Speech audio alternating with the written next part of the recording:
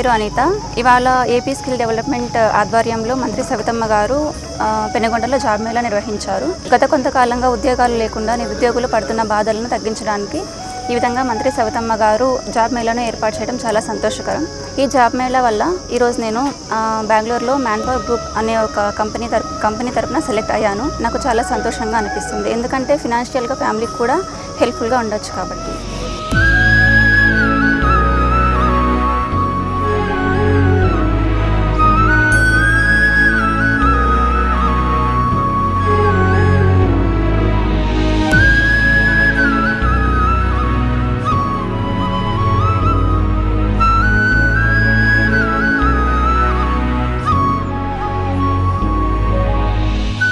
నాది కొత్తచెరువు మండలం అప్లవన్లపల్లి విలేజ్. నేను బీటెక్ కంప్లీట్ చేశాను.